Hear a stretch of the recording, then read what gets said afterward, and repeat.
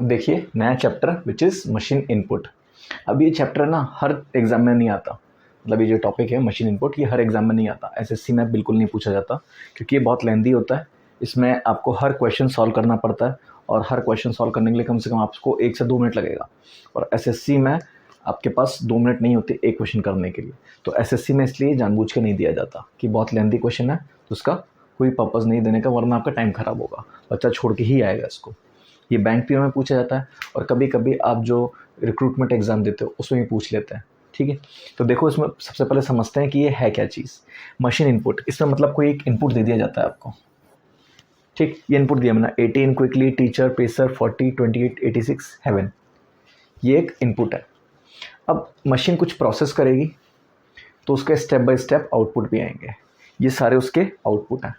ठीक, और लास्ट में लिख देगा, जैसे मैं बोलता हूँ पे स्टेप 3 इज़ फाइनल आउटपुट। ज़रूरी नहीं है कि फाइनल आउटपुट आए, मैंने यहाँ पे तो डिफाइन कर दिया फाइनल आउटपुट, कई कई जगह फाइनल आउटपुट नहीं होता, तो आपको पैटर्न देखना पड़ता है। ठीक, अभी तो पहले इसको समझते हैं कि इसमें चल क्या रहा है। ठीक, तो ये आपके पास इनपुट है। ठीक, अब आप सबसे पहले इनपुट देखो और फिर आउटपुट, लास्ट स्टेप क्या बोल रहा है, step 3 is the output. Output देख लो, हेवन, पेसर, क्विकली, टीचर, 86, 40, 28, 18। तो ये जो नंबर्स हैं ये डिसेंडिंग ऑर्डर में, ये तो हो गए डिसेंडिंग ऑर्डर में, और ये जो वर्ड्स हैं देखो HPQT, तो ये क्या हो गए अल्फ़ाबेटिकल ऑर्डर में, अल्फ़ाबेटिकल ऑर्डर। ठीक, तो ये तो समझ में आ गया, अल्फ़ाबेटिकल ऑर्डर में ये हो गए और डिसेंडिंग ऑर्डर में नंबर्स हो गए। तो सबसे पहले इनपुट देखा कि इनपुट अपने को कुछ दे रखा है, और फिर फाइनल आउटपुट देख लिया मैंने कि आउटपुट में चल क्या रहा है।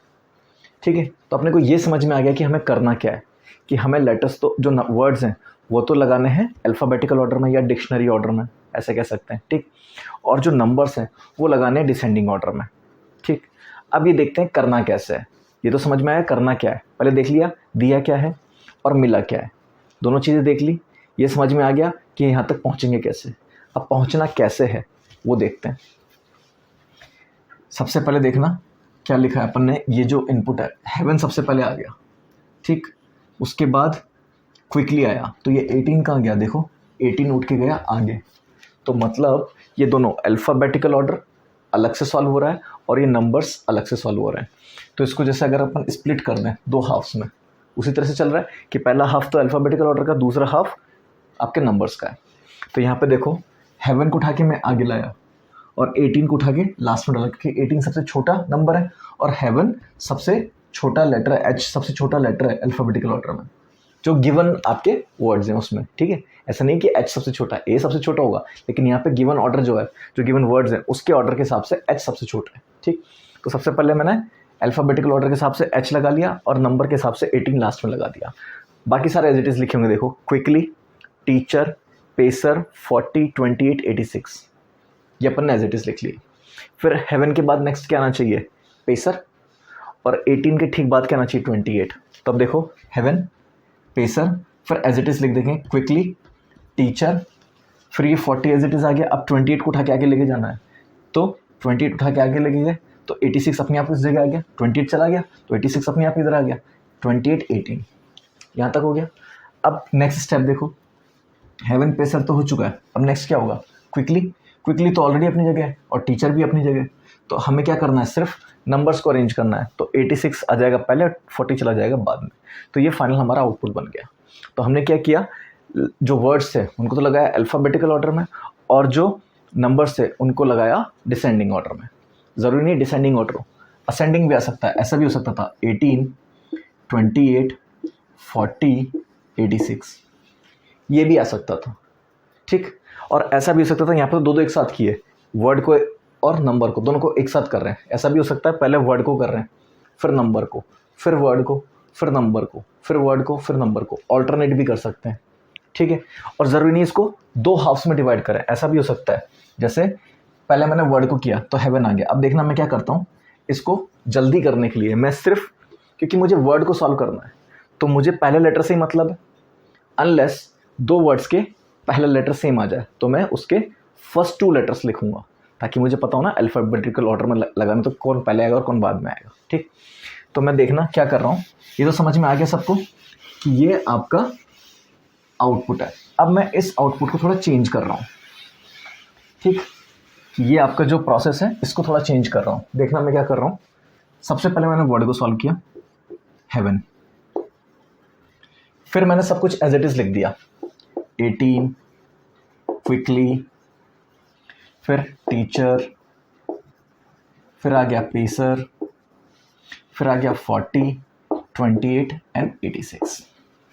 ठीक, अब इसके बाद मैं क्या कर रहा हूँ, नंबर को सॉल्व कर रहा हूँ।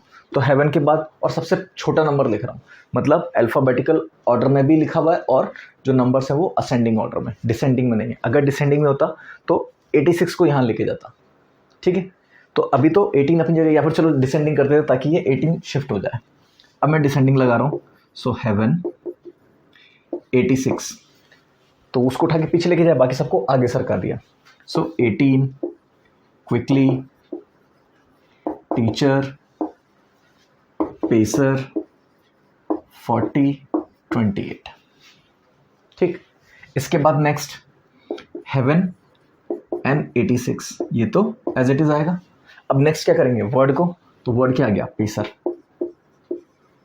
फिर एज इट इज 18, थोड़ा सा डिस्टेंस लिख देता हूँ, क्विकली, टीचर, अब पेसर शिफ्ट हो चुका तो पेसर में लिखेंगे 40 28। अभी वर्ड किया है तो अब नेक्स्ट क्या करेंगे, नंबर। तो स्टेप 4 क्या हो जाएगी अपनी, हेवन 86 पेसर, ये तो अपन कर चुके हैं यहाँ तक।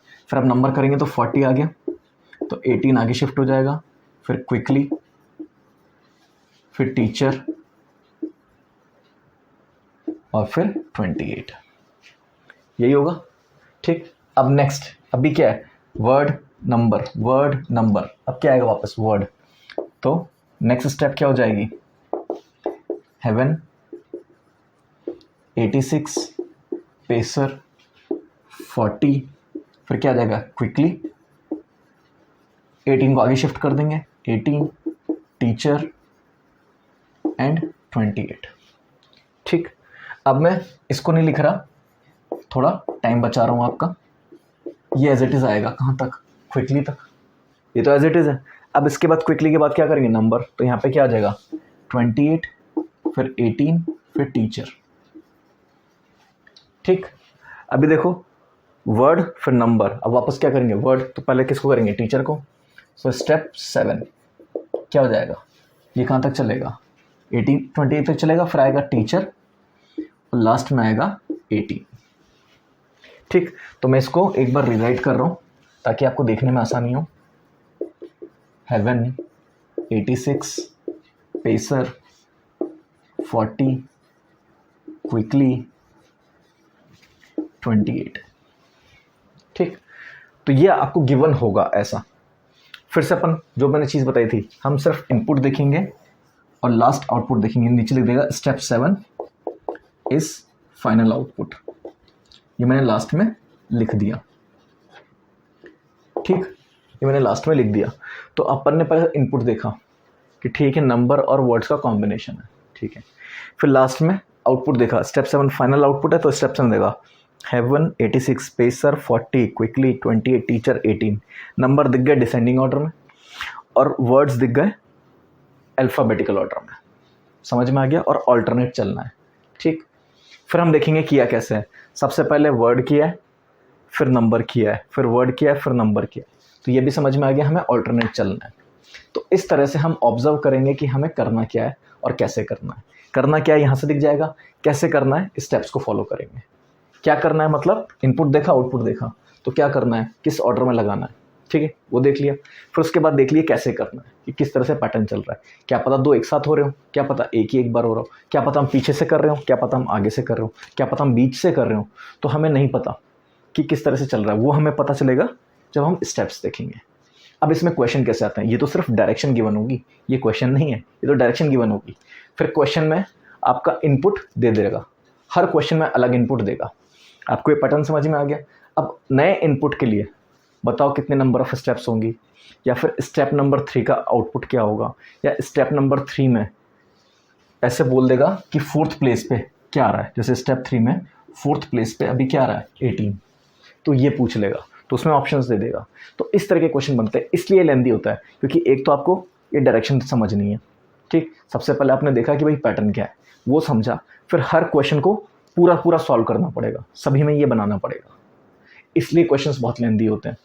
अब जैसे इसको शॉर्टकट में कैसे कर सकते हैं, अगर आपके एग्जाम में आ जाता है तो देखना मैं शॉर्टकट में क्या कर रहा हूँ,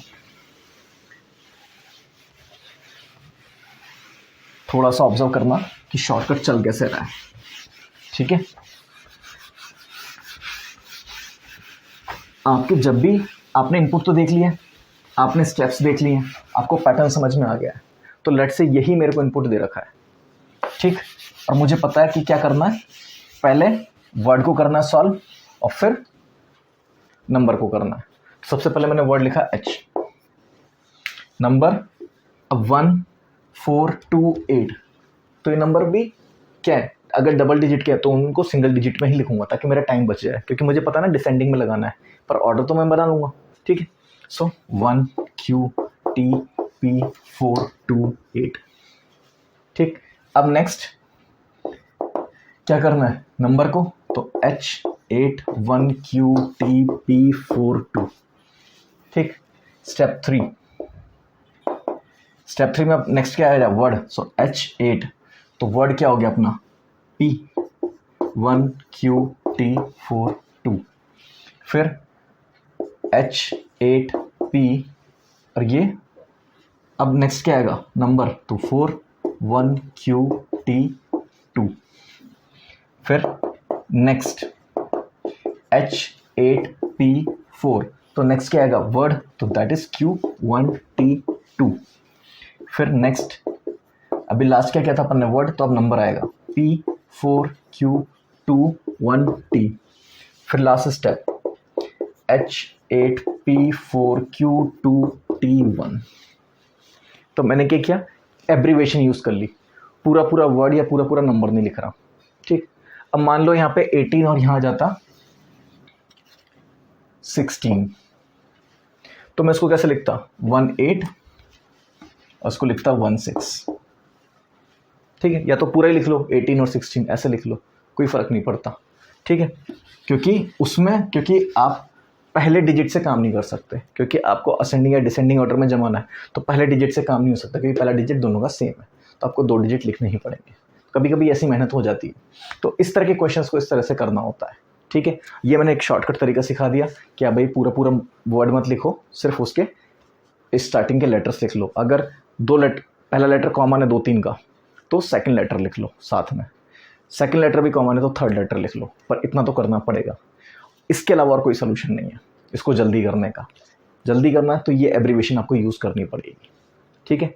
सो इसमें मैं क्वेश्चन ज़्यादा नहीं करा रहा, क्योंकि सभी में क्वेश्चन बोर्ड का साइज़ भी इतना नहीं है कि क्वेश्चन हो जाए, क्योंकि इनपुट और आपके स्टेप्स दिखाने में ही बोर्ड भर जाएगा, फिर क्वेश्चंस कहाँ लिखूंगा, और हर क्वेश्चन में इनपुट आपका अलग होगा, तो हर एक को सॉल्व भी करना पड़ेगा, ठीक है। तो इसकी प्रैक्टिस शीट में जो अपलोड करूँगा उसको सॉल्व कीजिए, और जो भी डाउट आता है उसको डिस्कस कीजिए, ठीक है। तो इसको यहीं वाइंड अप करते हैं। आई होप आपको मशीन इनपुट अच्छे से समझ में आ गया होगा कि इसमें क्वेश्चन किस तरह के आ सकते हैं, ठीक है। Thank you.